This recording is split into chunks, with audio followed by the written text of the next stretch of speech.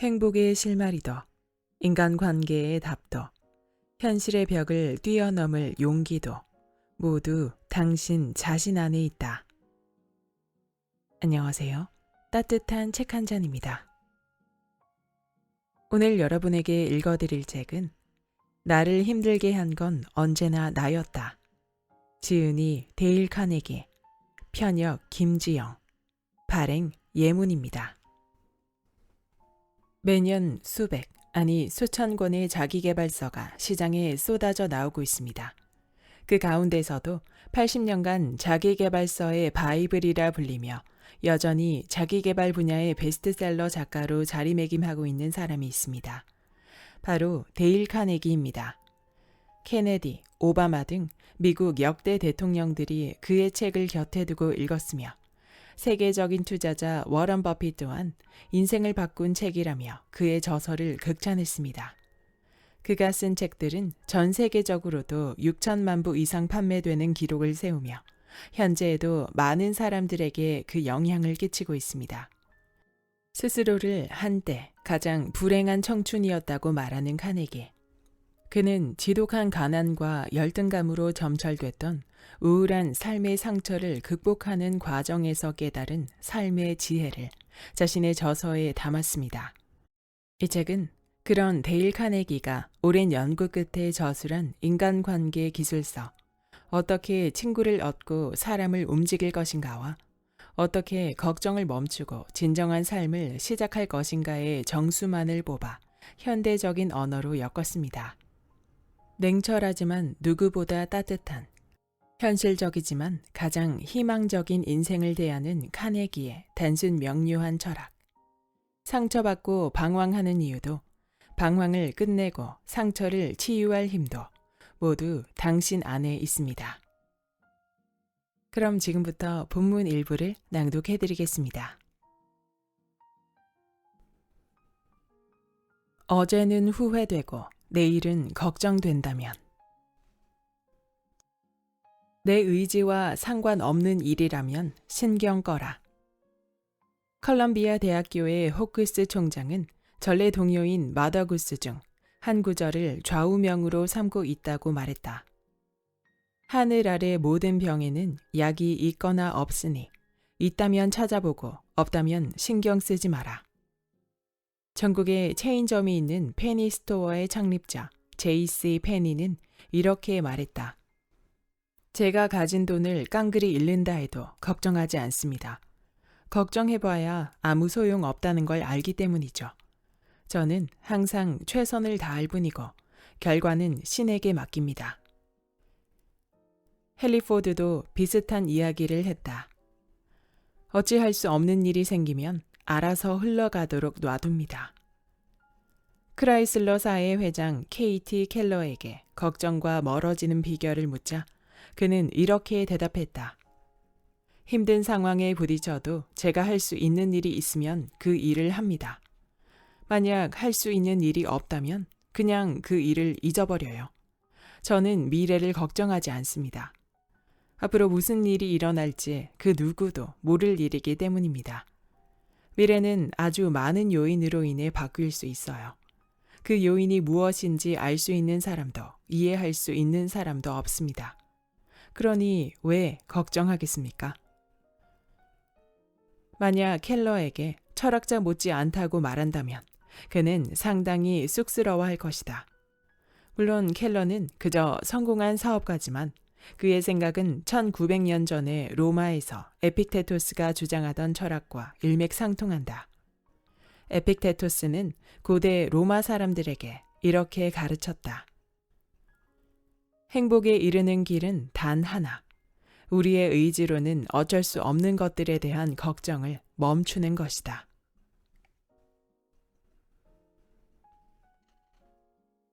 지금 행복해야 내일도 행복하다. 인간성에 관해 내가 아는 가장 비극적인 사실 중 하나는 우리 모두에게 삶을 미루는 경향이 있다는 것이다. 지금 이 순간 창밖에 피어있는 장미를 만끽하기보다는 지평선 너머 있을지도 모르는 환상적인 장미 정원을 꿈꾼다. 우리는 왜 이렇게 애처로울 만치 어리석은가. 스티븐 리콕은 이렇게 말했다. 우리의 짧은 인생은 얼마나 이상하게 흘러가는가. 꼬마일 때는 내가 크면이라고 말한다. 그러다 크고 나면 내가 어른이 되면이라고 하고, 어른이 되면 내가 결혼하면이라고 말한다. 결혼하고 나면 또 어떻게 되는가. 내가 은퇴할 때가 되면으로 바뀐다. 그러다 정말 은퇴할 때가 되어 살아온 자리를 돌아보면 남은 것 하나 없이 찬바람 부는 썰렁한 광경뿐이다. 어째서인지 모든 것을 놓치고 모두 사라져버린 것이다. 인생이란 매일 매 시간의 삶 속에 존재한다는 것을 우리는 너무 늦게 배운다. 우울하고 불행하다고 생각될 때 행복과 불행을 가르는 것. 무엇을 가지고 있느냐, 어떤 사람인가, 어디에 있는가, 무엇을 하는가 따위는 행복과 불행을 결정하지 못한다. 중요한 것은 행복에 대해 어떻게 생각하느냐이다. 같은 장소에서 같은 일을 하는 두 사람이 있다고 해보자. 둘은 가지고 있는 재산이나 사회적 지위도 같다. 하지만 한 사람은 비참한 반면 다른 한 사람은 행복할 수 있다. 왜냐고? 바로 사고 방식의 차이 때문이다. 열대우림의 무더위 속에서 원시적인 도구로 고된 노동을 하는 가난한 소작농들의 행복한 얼굴을 보았는가? 로스앤젤레스나 시카고, 뉴욕의 냉방 잘된 사무실에서 볼 수 있는 표정과 다르지 않다. 좋고 나쁘고는 오로지 생각하기에 달려있다. 셰익스피어의 말이다. 에이브러함 링컨은 이렇게 말했다. 대부분의 사람들은 마음먹은 만큼 행복하다. 행복은 밖에 있지 않다. 사람들이 나와 만나는 걸 즐겁게 여기길 바란다면 먼저 나부터 사람들을 만나는 걸 즐겨야 한다. 나는 사업가들에게 상대를 정해 일주일간 매일 1시간씩 그에게 미소를 지으라고 말하고 다음 강좌에서 결과를 알려달라고 했다. 어떻게 되었을까? 여기 뉴욕에 사는 증권 중개인인 윌리엄 스타인하트의 편지를 한번 보자. 그의 이야기가 딱히 특별한 것은 아니다. 사실 수백 개의 전형적인 사례 중 한 가지에 불과하다.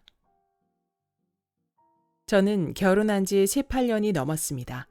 그동안은 아침에 일어나서 출근할 때까지 아내에게 미소를 짓거나 말을 건네는 일 없이 살았습니다. 지독히도 무뚝뚝한 남자였죠. 그러다가 미소와 관련된 경험을 해보라는 선생님의 이야기를 듣고 딱 일주일만 시도해 보기로 했습니다. 이튿날 아침 머리를 빗으면서 거울에 비친 뚱한 표정의 저 자신을 향해 혼잣말을 했습니다. 빌, 오늘부터 그 심술궂은 표정은 지워버리자고. 이제부터는 웃고 살 거야. 바로 지금 이 순간부터 말이야. 그리고 아침 식사 자리에 앉으며 아내에게 잘 잤어 여보 라고 미소 띤 인사를 건넸어요. 강연에서 당신은 아내가 놀랄지도 모른다고 미리 경고했었죠. 하지만 아내의 반응은 상상 이상이었습니다. 당황해했을 뿐 아니라 심지어는 충격을 받은 것 같더라고요. 저는 아내에게 앞으로는 매일 이렇게 하겠다고 말했고 그 약속을 지켰습니다. 그렇게 제가 태도를 바꾼 지 2달 만에 우리 가족은 이전보다 훨씬 화목해졌습니다. 지난 2달간 느낀 행복이 지난 1년간 느꼈던 행복의 총합보다 더 큰 것 같아요. 사무실에 출근할 때는 아파트 경비원에게도 좋은 아침입니다 라며 아침 인사를 하고 웃어 보입니다. 지하철 매표원에게 거스름돈을 부탁할 때도 미소를 짓고 주식거래소에서는 최근 들어 한 번도 웃어 보이지 않은 사람들에게 미소를 건넵니다. 그러다 보니 제가 미소를 보이면 사람들도 제게 미소로 화답해 준다는 사실을 알게 되었습니다. 요즘은 불만이나 애로사항을 가지고 찾아온 사람들에게도 쾌활한 태도로 대합니다. 그들의 말에 미소 지으며 귀 기울이니 문제를 해결하기가 훨씬 쉬워지더군요. 미소가 날마다 돈을 벌어다 주고 있다니까요. 저는 다른 주식 중개인과 사무실을 함께 사용하고 있는데요. 그의 부하 직원 중 호감이 가는 청년이 한 명 있었습니다. 저는 의기양양해하며 그 친구에게 새롭게 배운 인간관계 철학에 관해 이야기해 주었습니다. 그러자 그 친구도 솔직히 처음 사무실에 나왔을 때는 저를 고약한 심술쟁이로 생각했지만 최근에는 완전히 다시 보게 되었다고 말해 주었습니다. 웃을 때면 정말 인간적으로 보인다고 합니다. 저는 일하거나 비난하거나 비판하는 것을 그만뒀습니다. 대신에 감사의 말을 전하고 칭찬합니다. 제가 무엇을 원하는지 이야기하는 것도 그만뒀습니다. 지금은 다른 사람의 관점에서 보려고 노력하고 있어요. 이런 노력들은 제 삶에 혁명적인 변화를 가져왔습니다. 저는 완전히 다른 사람이 되었어요. 더 행복하고 부유하며 더욱 충만한 우정과 행복을 누리게 되었습니다. 인생에서 가장 중요한 것들을 얻은 겁니다. 당신도 웃으면서 살고 싶지 않은가? 어떻게 해야 할까? 간단하다. 2가지 방법만 실천하면 된다. 첫째, 억지로라도 미소를 지어보라. 둘째, 혼자일 때면 휘파람을 불거나 콧노래를 흥얼거리도록 하라. 이미 행복한 사람처럼 행동하면 정말 행복해질 것이다. 윌리엄 제임스의 이 말을 되새겨보자. 인간이 감정에 따라 행동하는 것처럼 보이지만 사실 행동과 감정은 동시에 일어난다.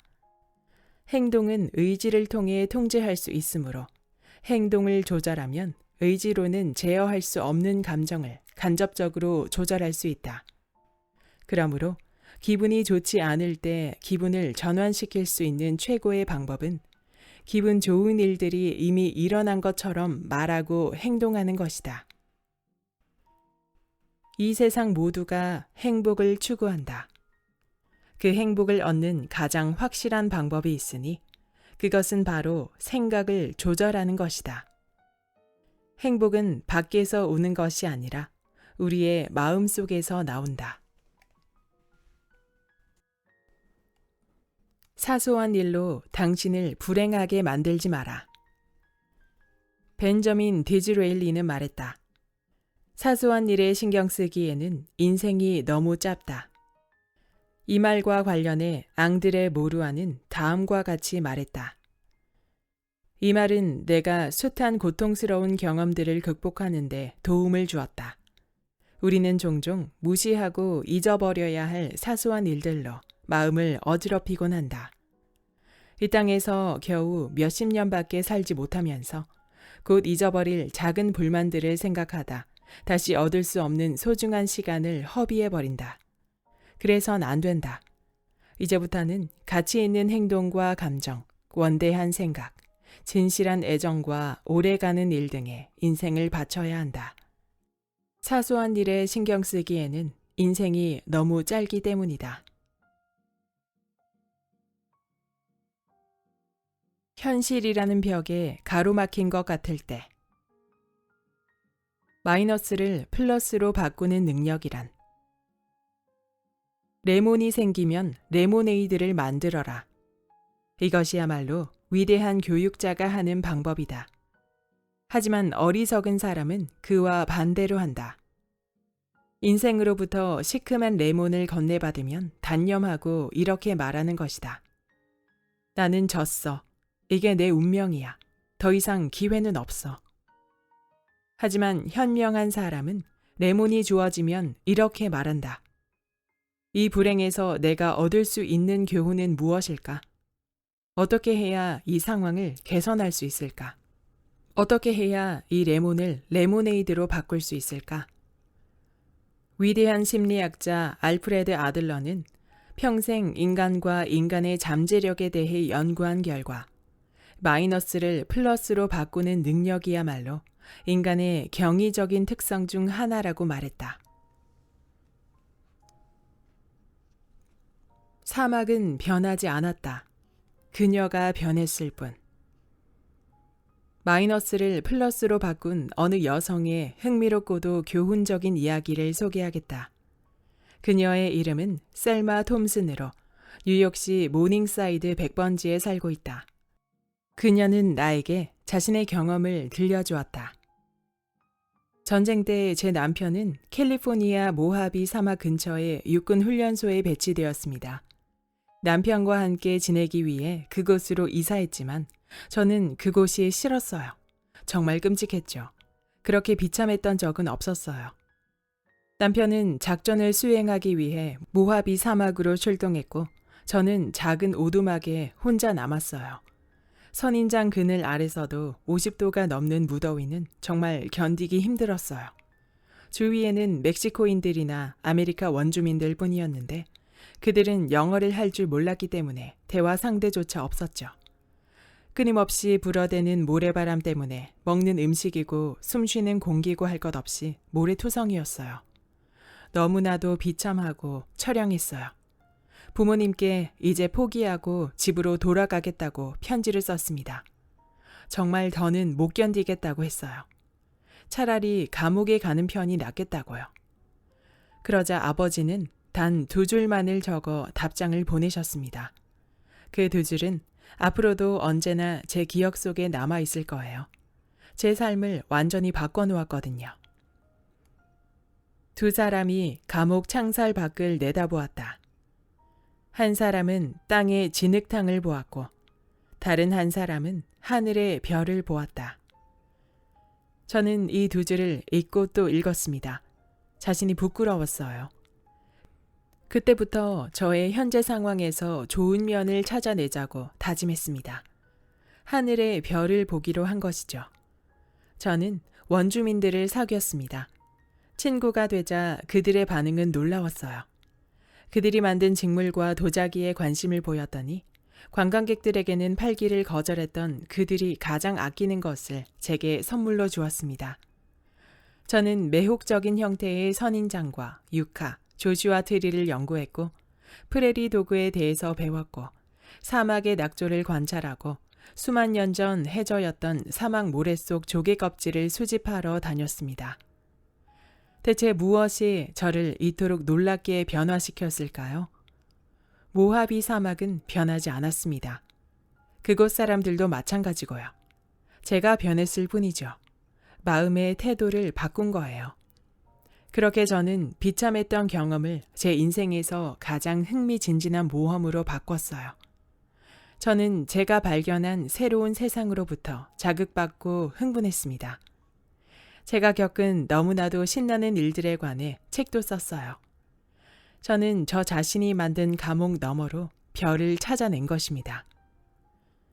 셀마 톰슨. 그녀는 예수가 태어나기 500년 전에 그리스에서 가르쳤던 오래된 진리를 발견했던 것이다. 가장 좋은 것이 가장 어려운 것이다.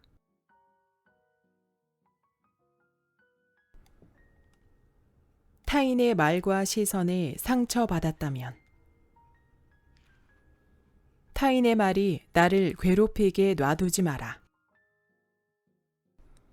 남이 나를 부당하게 비난하는 걸 막을 방법은 없다. 그 대신 우리는 훨씬 더 중요한 일을 할 수 있다. 그 중요한 일이란 부당한 비난이 나를 괴롭히도록 놔둘지 말지 스스로 결정하는 것이다. 한 가지는 분명하게 해두자. 나는 지금 모든 비난을 무시해버리라고 말하는 것이 아니다. 절대 그렇지 않다. 오직 부당한 비난만을 무시하라는 거다. 한 번은 엘리너 루스벨트에게 부당한 비난에 어떻게 대처하는지 물어보았다. 그녀가 그러한 비난을 얼마나 많이 받았는지를 알라도 알 것이다.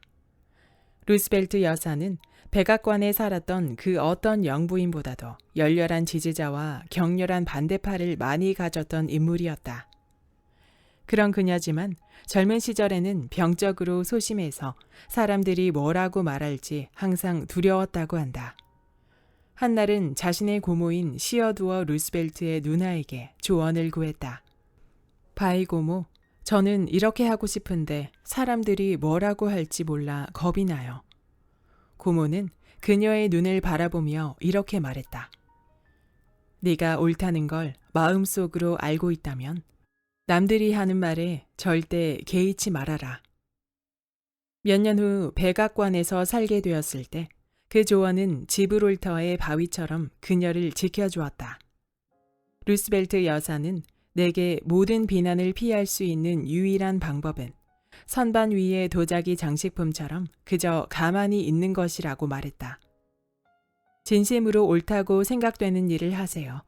어쨌거나 당신은 비난받을 겁니다. 해도 욕을 먹을 것이고 안 해도 욕을 먹을 거예요. 이것이 그녀의 조언이다. 화내지 말아야 하는 이유. 원수를 사랑할 정도의 성자가 되기는 어렵겠지만 우리 자신의 건강과 행복을 위해 그들을 용서하고 잊을 수는 있다. 그러는 편이 현명하다. 공자는 말했다. 부당한 취급을 받거나 도둑을 맞더라도 마음속에 담아두지 않는다면 아무것도 아니다. 언젠가 나는 아이젠하워의 아들 존에게 그의 아버지가 다른 사람에 대한 미움을 키운 적이 있느냐고 물었다. 그는 이렇게 대답했다. 천만에요. 아버지는 좋아하지 않는 사람들을 생각하느라 시간을 낭비하지 않으셨습니다. 오래된 격언 중에 이런 말이 있다. 화낼 줄 모르는 사람은 미련한 사람이지만 화내지 않는 사람은 현명한 사람이다. 기대하고 상처받은 사람들에게. 얼마 전 나는 텍사스주에서 한 사업가를 만났는데 그는 화가 잔뜩 나 있었다. 그를 만나면 15분도 지나지 않아 왜 화가 났는지 듣게 되리라고 누군가 경고해 주었는데 만나보니 실제로 그랬다. 그를 화나게 한 일은 11개월 전에 일어난 것이었지만 그는 여전히 화를 가라앉히지 못하고 있었다. 그 일 말고는 다른 어떤 이야기도 나눌 수 없을 정도였다. 그러니까 11개월 전 그는 크리스마스 보너스로 34명의 직원들에게 약 $300씩 총 1만 달러를 줬는데 아무도 그에게 고맙다는 인사를 하지 않았다는 것이었다. 그는 몹시 화가 나서 이렇게 말했다. 그들에게 단 한 푼이라도 줬다는 사실이 후회스럽소. 성난 사람은 언제나 독으로 가득 차 있다는 공자의 말대로 독이 잔뜩 오른 그의 모습은 솔직히 불쌍해 보일 지경이었다. 오늘날 생명보험 회사들은 평균적으로 80세에서 현재 나이를 뺀 것의 3분의 1을 조금 넘긴 나이로 수명을 예측한다. 그는 60살 정도였으니 운이 좋다면 대략 14년 내지 15년 정도 더 살 것이다. 지난 일로 속상해하고 분개하느라 얼마 남지 않은 인생에서 거의 1년을 허비한 것이다. 나는 그가 측은했다. 그는 분노와 자기 연민에 빠져 있을 것이 아니라 왜 본인이 감사의 표현을 듣지 못했는지 자문해 봤어야 했다. 어쩌면 급여는 충분히 주지 않으면서 일을 과하게 시켰는지도 모른다. 어쩌면 직원들은 자신들이 받은 크리스마스 보너스를 선물이 아닌 당연히 받아야 할 대가로 여겼을지도 모른다. 혹은 그가 너무 깐깐하고 가까이 하기 힘든 사람이라 아무도 감히 고맙다고 말할 엄두를 내지 못했을 수도 있다. 어떤 직원들은 어차피 세금으로 나갈 돈을 보너스로 받은 것이라 생각했을지도 모른다.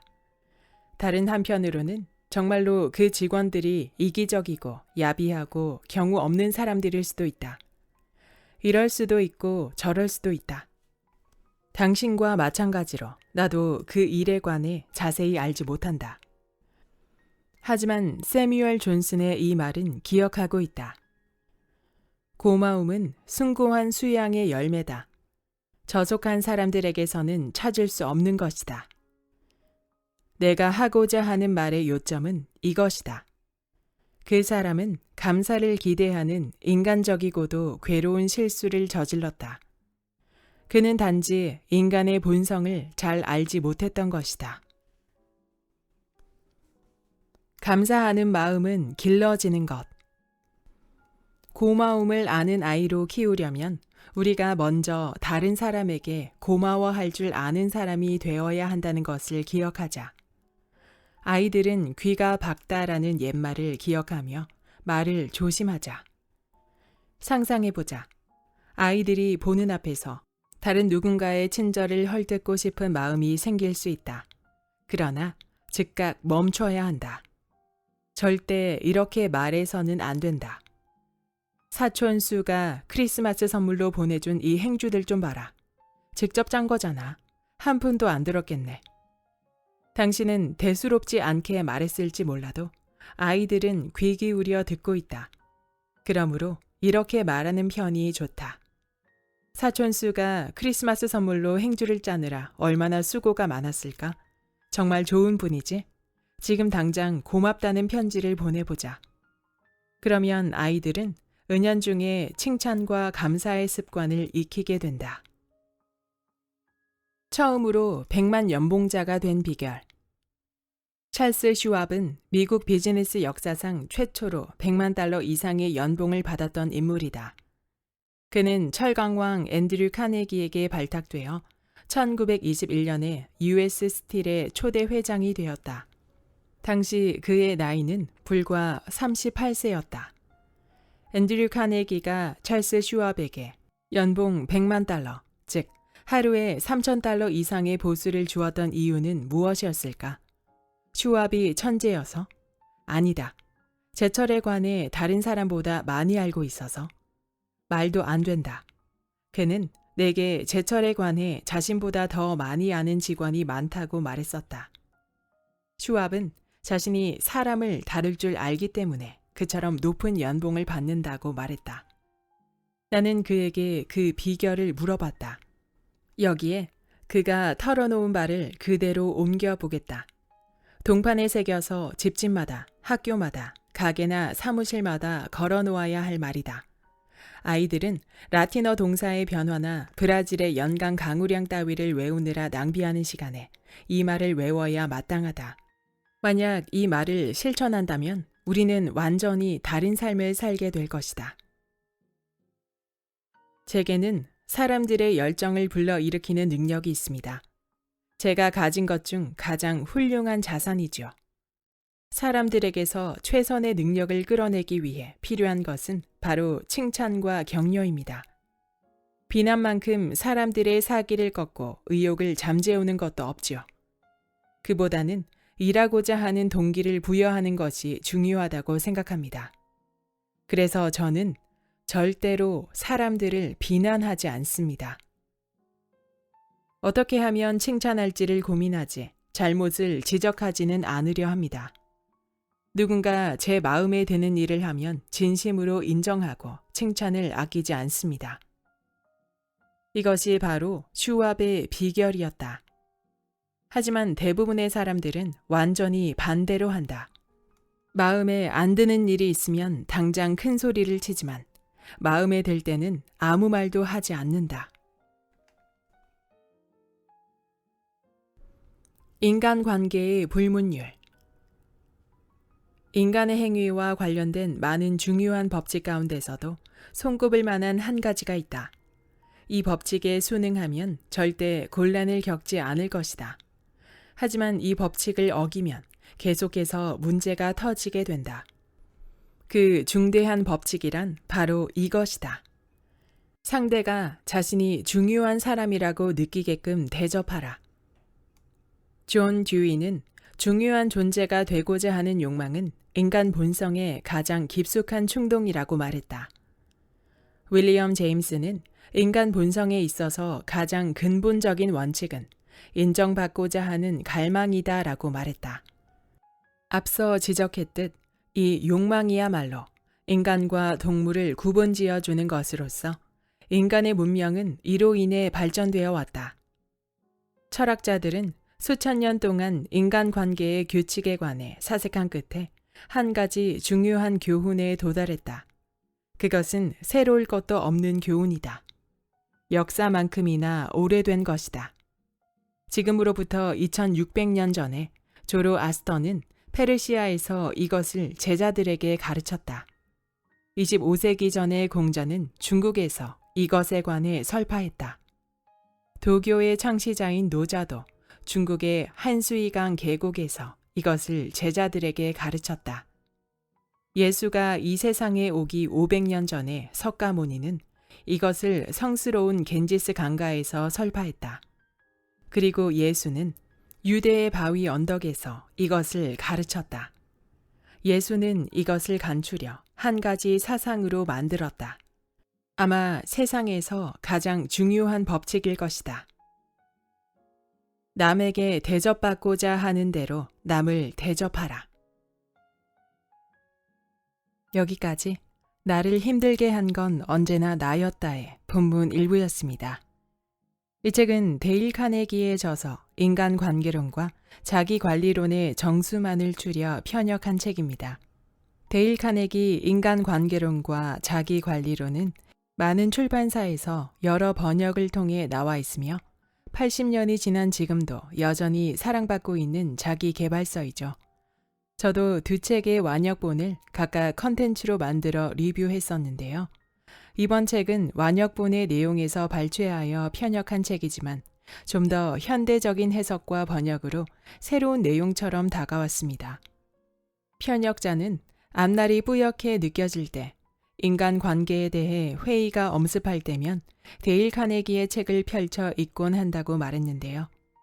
카네기는 인간의 본성을 꿰뚫는 인간관계의 기술을 말해주어 경쟁 사회에서 관계 속에서 지쳐가는 우리에게 그 방향성을 제시하고 지금 이 순간에 충실할 것을 강조하며 불안한 삶에서 행복을 발견하도록 인도합니다.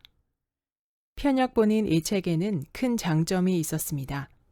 완역본에서는 무심코 지나쳤던 한 구절 한 구절이 가슴에 콕콕 박히면서 현실적인 깨달음을 던져주는 것이었습니다.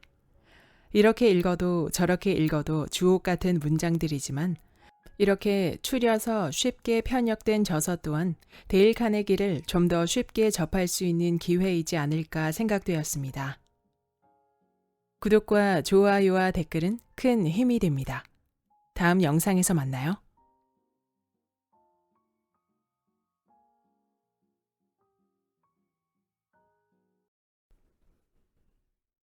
어제는 후회되고 내일은 걱정된다면 내 의지와 상관없는 일이라면 신경 꺼라. 컬럼비아 대학교의 호크스 총장은 전래 동료인 마더구스 중 한 구절을 좌우명으로 삼고 있다고 말했다. 하늘 아래 모든 병에는 약이 있거나 없으니 있다면 찾아보고 없다면 신경 쓰지 마라. 전국에 체인점이 있는 페니 스토어의 창립자 J.C. 페니는 이렇게 말했다. 제가 가진 돈을 깡그리 잃는다 해도 걱정하지 않습니다. 걱정해봐야 아무 소용 없다는 걸 알기 때문이죠. 저는 항상 최선을 다할 뿐이고 결과는 신에게 맡깁니다. 헨리 포드도 비슷한 이야기를 했다. 어찌할 수 없는 일이 생기면 알아서 흘러가도록 놔둡니다. 크라이슬러사의 회장 KT 켈러에게 걱정과 멀어지는 비결을 묻자 그는 이렇게 대답했다. 힘든 상황에 부딪혀도 제가 할 수 있는 일이 있으면 그 일을 합니다. 만약 할 수 있는 일이 없다면 그냥 그 일을 잊어버려요. 저는 미래를 걱정하지 않습니다.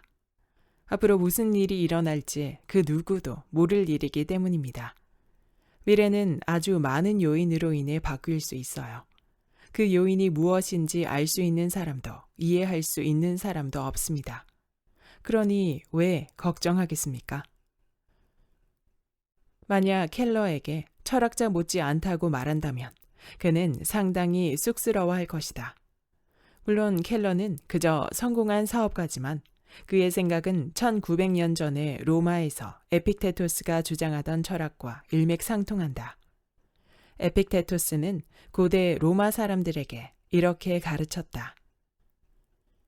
행복에 이르는 길은 단 하나. 우리의 의지로는 어쩔 수 없는 것들에 대한 걱정을 멈추는 것이다.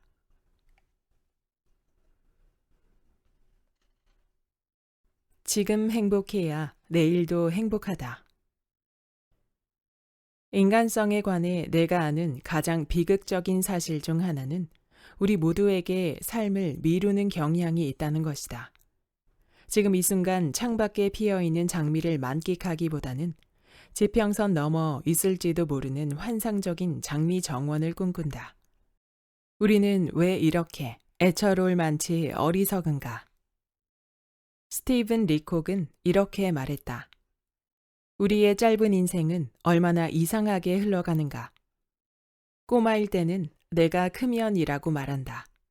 그러다 크고 나면 내가 어른이 되면이라고 하고, 어른이 되면 내가 결혼하면이라고 말한다. 결혼하고 나면 또 어떻게 되는가? 내가 은퇴할 때가 되면으로 바뀐다.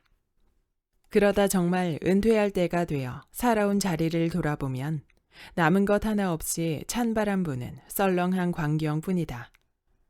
어째서인지 모든 것을 놓치고 모두 사라져버린 것이다. 인생이란 매일 매 시간의 삶 속에 존재한다는 것을 우리는 너무 늦게 배운다. 우울하고 불행하다고 생각될 때 행복과 불행을 가르는 것. 무엇을 가지고 있느냐, 어떤 사람인가, 어디에 있는가, 무엇을 하는가 따위는 행복과 불행을 결정하지 못한다. 중요한 것은 행복에 대해 어떻게 생각하느냐이다. 같은 장소에서 같은 일을 하는 두 사람이 있다고 해보자. 둘은 가지고 있는 재산이나 사회적 지위도 같다. 하지만 한 사람은 비참한 반면 다른 한 사람은 행복할 수 있다. 왜냐고? 바로 사고 방식의 차이 때문이다. 열대우림의 무더위 속에서 원시적인 도구로 고된 노동을 하는 가난한 소작농들의 행복한 얼굴을 보았는가? 로스앤젤레스나 시카고, 뉴욕의 냉방 잘된 사무실에서 볼 수 있는 표정과 다르지 않다. 좋고 나쁘고는 오로지 생각하기에 달려있다. 셰익스피어의 말이다. 에이브러함 링컨은 이렇게 말했다. 대부분의 사람들은 마음먹은 만큼 행복하다. 행복은 밖에 있지 않다. 사람들이 나와 만나는 걸 즐겁게 여기길 바란다면 먼저 나부터 사람들을 만나는 걸 즐겨야 한다. 나는 사업가들에게 상대를 정해 일주일간 매일 1시간씩 그에게 미소를 지으라고 말하고 다음 강좌에서 결과를 알려달라고 했다. 어떻게 되었을까? 여기 뉴욕에 사는 증권 중개인인 윌리엄 스타인하트의 편지를 한번 보자. 그의 이야기가 딱히 특별한 것은 아니다. 사실 수백 개의 전형적인 사례 중 한 가지에 불과하다. 저는 결혼한 지 18년이 넘었습니다. 그동안은 아침에 일어나서 출근할 때까지 아내에게 미소를 짓거나 말을 건네는 일 없이 살았습니다. 지독히도 무뚝뚝한 남자였죠. 그러다가 미소와 관련된 경험을 해보라는 선생님의 이야기를 듣고 딱 일주일만 시도해 보기로 했습니다. 이튿날 아침 머리를 빗으면서 거울에 비친 뚱한 표정의 저 자신을 향해 혼잣말을 했습니다. 빌, 오늘부터 그 심술궂은 표정은 지워버리자고. 이제부터는 웃고 살 거야. 바로 지금 이 순간부터 말이야. 그리고 아침 식사 자리에 앉으며 아내에게 잘 잤어 여보 라고 미소 띤 인사를 건넸어요. 강연에서 당신은 아내가 놀랄지도 모른다고 미리 경고했었죠. 하지만 아내의 반응은 상상 이상이었습니다. 당황해했을 뿐 아니라 심지어는 충격을 받은 것 같더라고요. 저는 아내에게 앞으로는 매일 이렇게 하겠다고 말했고 그 약속을 지켰습니다. 그렇게 제가 태도를 바꾼 지 2달 만에 우리 가족은 이전보다 훨씬 화목해졌습니다. 지난 2달간 느낀 행복이 지난 1년간 느꼈던 행복의 총합보다 더 큰 것 같아요. 사무실에 출근할 때는 아파트 경비원에게도 좋은 아침입니다 라며 아침 인사를 하고 웃어 보입니다. 지하철 매표원에게 거스름돈을 부탁할 때도 미소를 짓고 주식거래소에서는 최근 들어 한 번도 웃어 보이지 않은 사람들에게 미소를 건넵니다. 그러다 보니 제가 미소를 보이면 사람들도 제게 미소로 화답해 준다는 사실을 알게 되었습니다. 요즘은 불만이나 애로사항을 가지고 찾아온 사람들에게도 쾌활한 태도로 대합니다. 그들의 말에 미소 지으며 귀 기울이니 문제를 해결하기가 훨씬 쉬워지더군요. 미소가 날마다 돈을 벌어다 주고 있다니까요. 저는 다른 주식 중개인과 사무실을 함께 사용하고 있는데요. 그의 부하 직원 중 호감이 가는 청년이 한 명 있었습니다. 저는 의기양양해하며 그 친구에게 새롭게 배운 인간관계 철학에 관해 이야기해 주었습니다. 그러자 그 친구도 솔직히 처음 사무실에 나왔을 때는 저를 고약한 심술쟁이로 생각했지만 최근에는 완전히 다시 보게 되었다고 말해 주었습니다. 웃을 때면 정말 인간적으로 보인다고 합니다. 저는 일하거나 비난하거나 비판하는 것을 그만뒀습니다. 대신에 감사의 말을 전하고 칭찬합니다. 제가 무엇을 원하는지 이야기하는 것도 그만뒀습니다. 지금은 다른 사람의 관점에서 보려고 노력하고 있어요. 이런 노력들은 제 삶에 혁명적인 변화를 가져왔습니다. 저는 완전히 다른 사람이 되었어요. 더 행복하고 부유하며 더욱 충만한 우정과 행복을 누리게 되었습니다. 인생에서 가장 중요한 것들을 얻은 겁니다. 당신도 웃으면서 살고 싶지 않은가? 어떻게 해야 할까? 간단하다. 2가지 방법만 실천하면 된다. 첫째, 억지로라도 미소를 지어보라. 둘째, 혼자일 때면 휘파람을 불거나 콧노래를 흥얼거리도록 하라.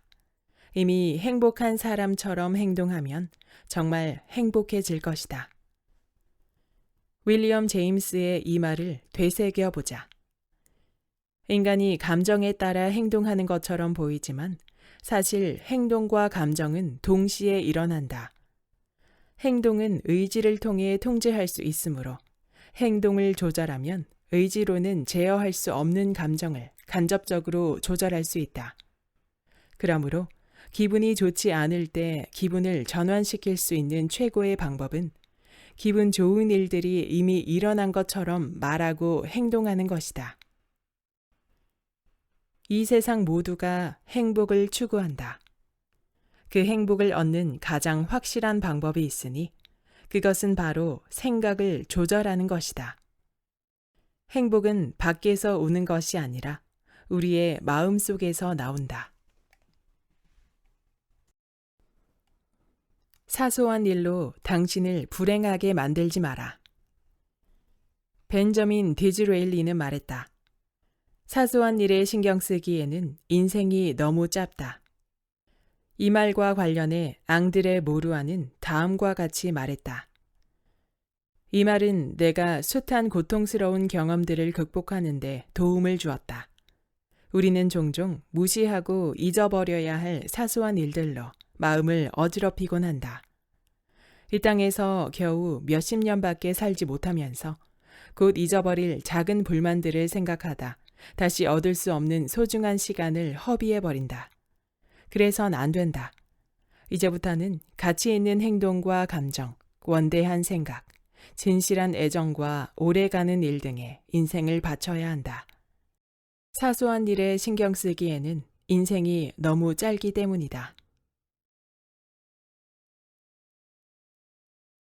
현실이라는 벽에 가로막힌 것 같을 때 마이너스를 플러스로 바꾸는 능력이란 레몬이 생기면 레모네이드를 만들어라. 이것이야말로 위대한 교육자가 하는 방법이다. 하지만 어리석은 사람은 그와 반대로 한다. 인생으로부터 시큼한 레몬을 건네받으면 단념하고 이렇게 말하는 것이다. 나는 졌어. 이게 내 운명이야. 더 이상 기회는 없어. 하지만 현명한 사람은 레몬이 주어지면 이렇게 말한다. 이 불행에서 내가 얻을 수 있는 교훈은 무엇일까?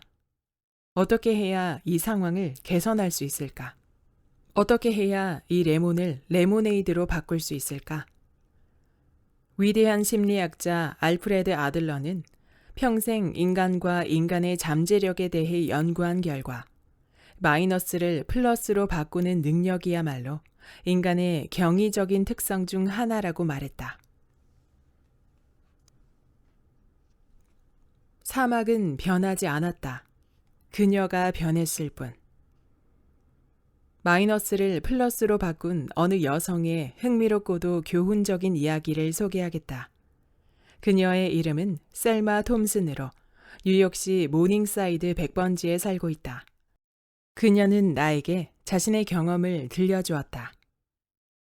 전쟁 때 제 남편은 캘리포니아 모하비 사막 근처의 육군 훈련소에 배치되었습니다. 남편과 함께 지내기 위해 그곳으로 이사했지만 저는 그곳이 싫었어요. 정말 끔찍했죠. 그렇게 비참했던 적은 없었어요. 남편은 작전을 수행하기 위해 모하비 사막으로 출동했고 저는 작은 오두막에 혼자 남았어요. 선인장 그늘 아래서도 50도가 넘는 무더위는 정말 견디기 힘들었어요. 주위에는 멕시코인들이나 아메리카 원주민들 뿐이었는데 그들은 영어를 할 줄 몰랐기 때문에 대화 상대조차 없었죠.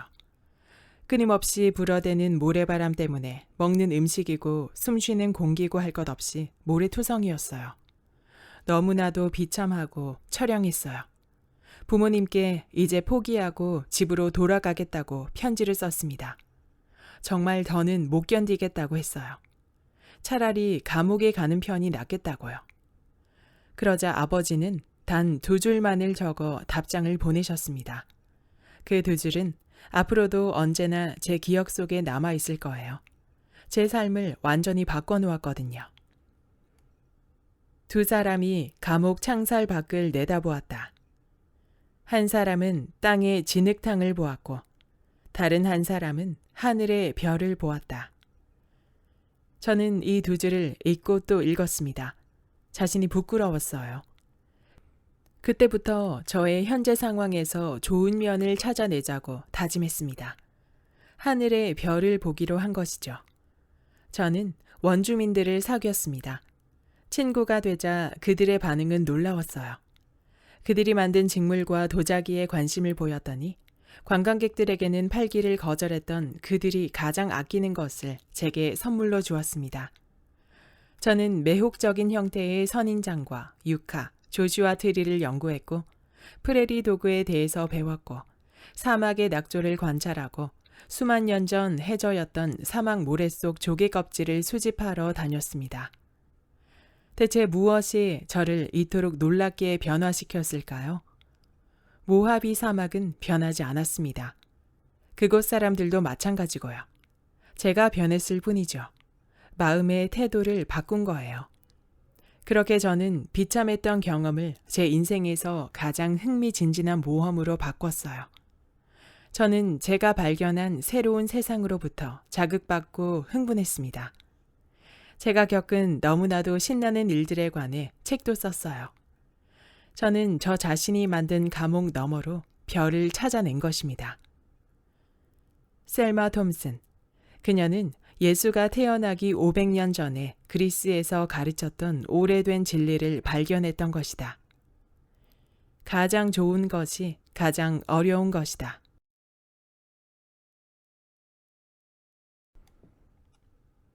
타인의 말과 시선에 상처받았다면 타인의 말이 나를 괴롭히게 놔두지 마라. 남이 나를 부당하게 비난하는 걸 막을 방법은 없다. 그 대신 우리는 훨씬 더 중요한 일을 할 수 있다. 그 중요한 일이란 부당한 비난이 나를 괴롭히도록 놔둘지 말지 스스로 결정하는 것이다. 한 가지는 분명하게 해두자. 나는 지금 모든 비난을 무시해버리라고 말하는 것이 아니다. 절대 그렇지 않다. 오직 부당한 비난만을 무시하라는 거다. 한 번은 엘리너 루스벨트에게 부당한 비난에 어떻게 대처하는지 물어보았다. 그녀가 그러한 비난을 얼마나 많이 받았는지를 알라도 알 것이다. 루스벨트 여사는 백악관에 살았던 그 어떤 영부인보다도 열렬한 지지자와 격렬한 반대파를 많이 가졌던 인물이었다. 그런 그녀지만 젊은 시절에는 병적으로 소심해서 사람들이 뭐라고 말할지 항상 두려웠다고 한다. 한날은 자신의 고모인 시어두어 루스벨트의 누나에게 조언을 구했다. 바이 고모, 저는 이렇게 하고 싶은데 사람들이 뭐라고 할지 몰라 겁이 나요. 고모는 그녀의 눈을 바라보며 이렇게 말했다.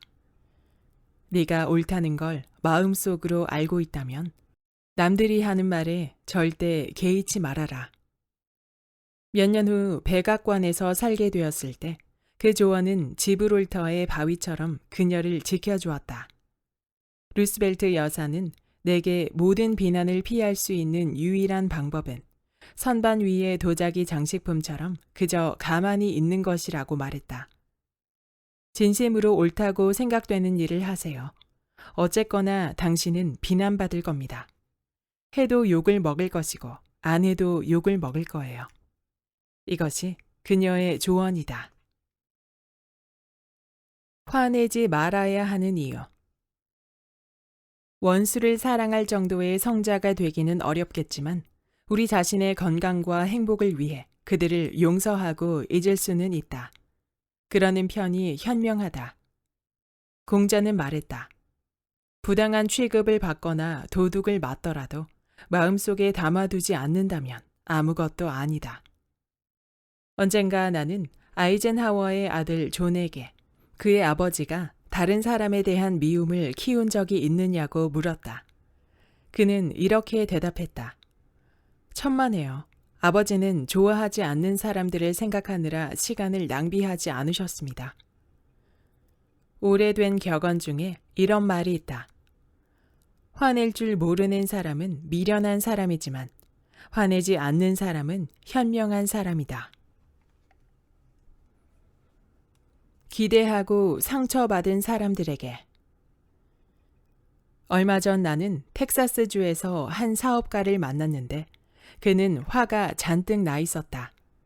그를 만나면 15분도 지나지 않아 왜 화가 났는지 듣게 되리라고 누군가 경고해 주었는데 만나보니 실제로 그랬다. 그를 화나게 한 일은 11개월 전에 일어난 것이었지만 그는 여전히 화를 가라앉히지 못하고 있었다.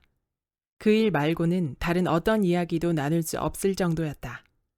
그러니까 11개월 전 그는 크리스마스 보너스로 34명의 직원들에게 약 $300씩 총 $1만 달러를 줬는데 아무도 그에게 고맙다는 인사를 하지 않았다는 것이었다. 그는 몹시 화가 나서 이렇게 말했다. 그들에게 단 한 푼이라도 줬다는 사실이 후회스럽소. 성난 사람은 언제나 독으로 가득 차 있다는 공자의 말대로 독이 잔뜩 오른 그의 모습은 솔직히 불쌍해 보일 지경이었다.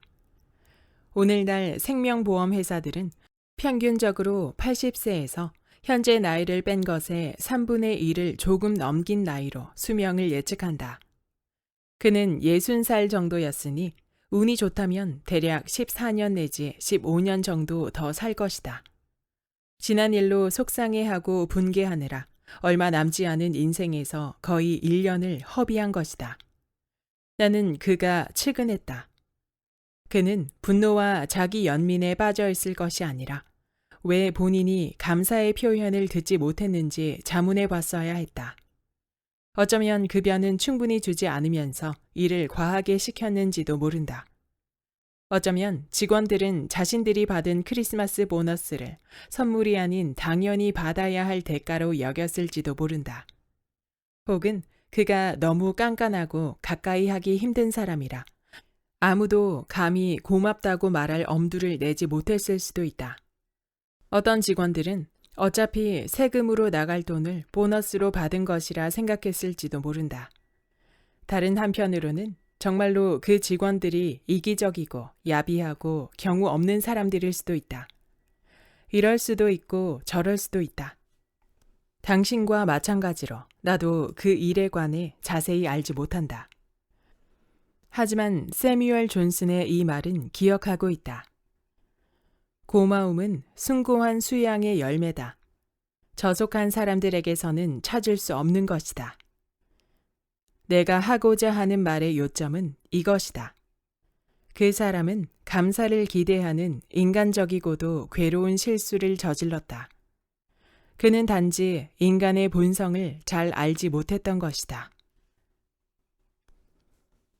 감사하는 마음은 길러지는 것.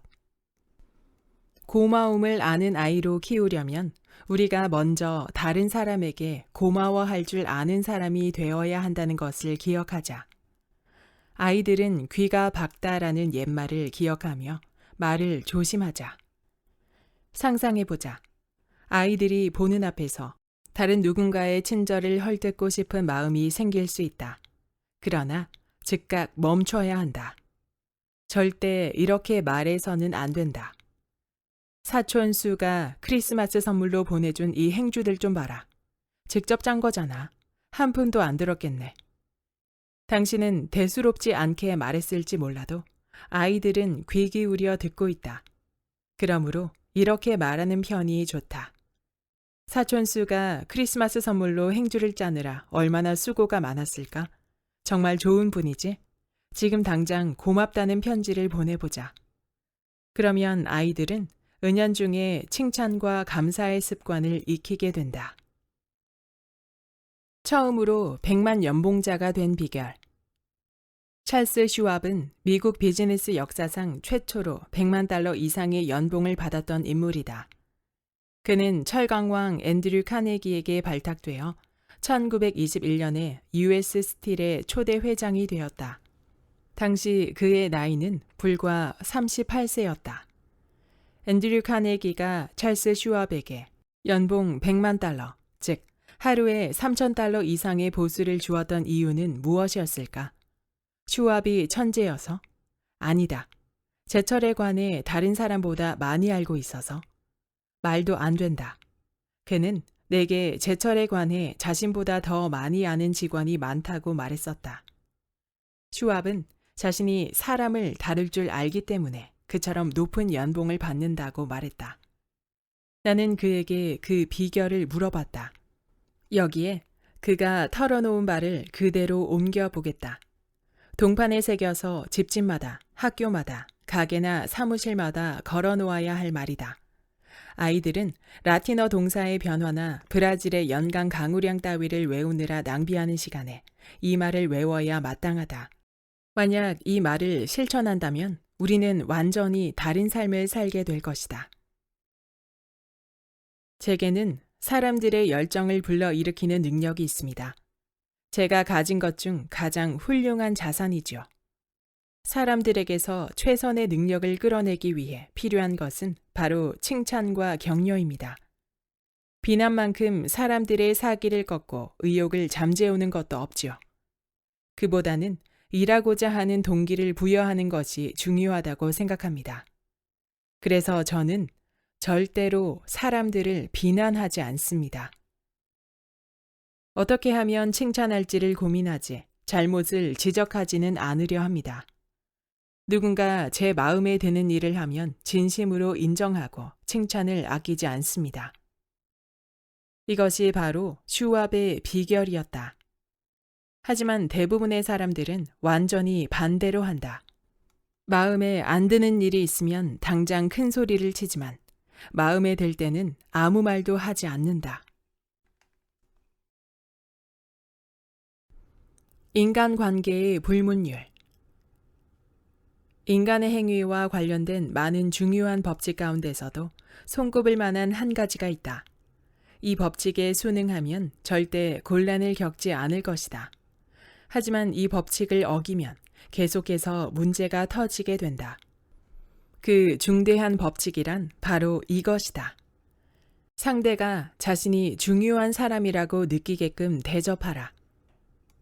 존 듀이는 중요한 존재가 되고자 하는 욕망은 인간 본성의 가장 깊숙한 충동이라고 말했다. 윌리엄 제임스는 인간 본성에 있어서 가장 근본적인 원칙은 인정받고자 하는 갈망이다라고 말했다. 앞서 지적했듯 이 욕망이야말로 인간과 동물을 구분지어주는 것으로서 인간의 문명은 이로 인해 발전되어 왔다. 철학자들은 수천 년 동안 인간 관계의 규칙에 관해 사색한 끝에 한 가지 중요한 교훈에 도달했다. 그것은 새로울 것도 없는 교훈이다. 역사만큼이나 오래된 것이다. 지금으로부터 2600년 전에 조로아스터는 페르시아에서 이것을 제자들에게 가르쳤다. 25세기 전의 공자는 중국에서 이것에 관해 설파했다. 도교의 창시자인 노자도 중국의 한수이강 계곡에서 이것을 제자들에게 가르쳤다. 예수가 이 세상에 오기 500년 전에 석가모니는 이것을 성스러운 겐지스 강가에서 설파했다. 그리고 예수는 유대의 바위 언덕에서 이것을 가르쳤다. 예수는 이것을 간추려 한 가지 사상으로 만들었다. 아마 세상에서 가장 중요한 법칙일 것이다. 남에게 대접받고자 하는 대로 남을 대접하라. 여기까지 나를 힘들게 한 건 언제나 나였다의 본문 일부였습니다. 이 책은 데일 카네기의 저서 인간관계론과 자기관리론의 정수만을 추려 편역한 책입니다. 데일 카네기 인간관계론과 자기관리론은 많은 출판사에서 여러 번역을 통해 나와 있으며 80년이 지난 지금도 여전히 사랑받고 있는 자기계발서이죠. 저도 두 책의 완역본을 각각 컨텐츠로 만들어 리뷰했었는데요. 이번 책은 완역본의 내용에서 발췌하여 편역한 책이지만 좀 더 현대적인 해석과 번역으로 새로운 내용처럼 다가왔습니다. 편역자는 앞날이 뿌옇게 느껴질 때, 인간관계에 대해 회의가 엄습할 때면 데일 카네기의 책을 펼쳐 읽곤 한다고 말했는데요. 카네기는 인간의 본성을 꿰뚫는 인간관계의 기술을 말해주어 경쟁 사회에서 관계 속에서 지쳐가는 우리에게 그 방향성을 제시하고 지금 이 순간에 충실할 것을 강조하며 불안한 삶에서 행복을 발견하도록 인도합니다. 편역본인 이 책에는 큰 장점이 있었습니다. 완역본에서는 무심코 지나쳤던 한 구절 한 구절이 가슴에 콕콕 박히면서 현실적인 깨달음을 던져주는 것이었습니다. 이렇게 읽어도 저렇게 읽어도 주옥 같은 문장들이지만 이렇게 추려서 쉽게 편역된 저서 또한 데일 카네기를 좀 더 쉽게 접할 수 있는 기회이지 않을까 생각되었습니다. 구독과 좋아요와 댓글은 큰 힘이 됩니다. 다음 영상에서 만나요.